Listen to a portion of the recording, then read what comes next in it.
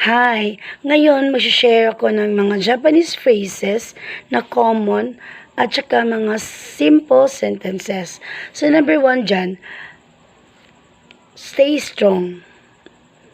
Tsuyoku ikite kudasai.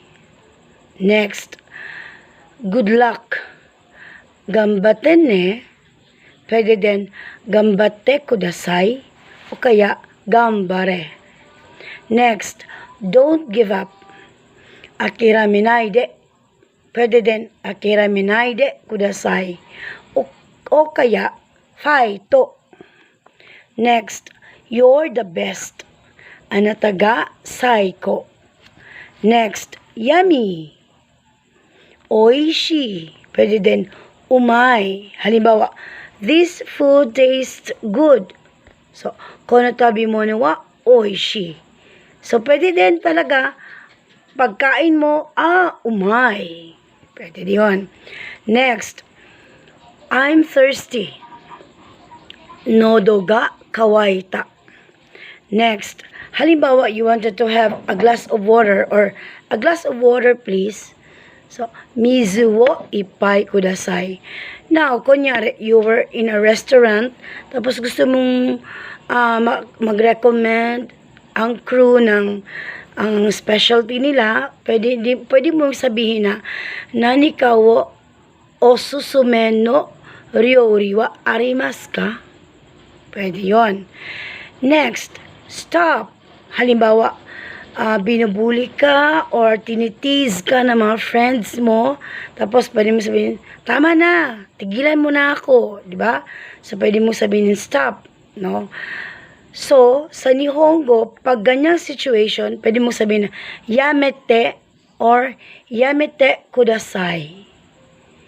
But, halimbawa, pag umuulan, tapos, halimbawa, huminto na yung ulan. Diba, sasabihin natin, the rain has stopped. Diba, ganun? Sa Nihongo naman, pag ganun, yanda. So, ame ga yanda. But, halimbawa, you're moving or yung sasakyan, no? Tumatakbo. Tapos, huminto siya. Stop din yun, di ba, sa English. Sa Nihongo naman, yun ay tomete or tomaru. No? Depende yun sa context ng sentence. No? Next, please speak slowly. No?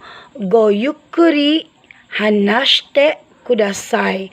But take note, ang hanashite, pag nasa kanji siya, could also mean another word, no? So, halimbawa, hinahawakan ka, tapos sasabihin mo, bitawan mo ko, or let me go, let go of me. Pwede mo ring sabihin yung hanashite kudasai. Or, let go of my hand. Te o hanashite kudasai. So, kasi ang Nihongo varies through their kanji. No? Kaya, mas mahirap yung writing kesa sa speaking. So, thank you. At saka, kung halimbawa meron kayong gusto malaman, please comment down below. Bye!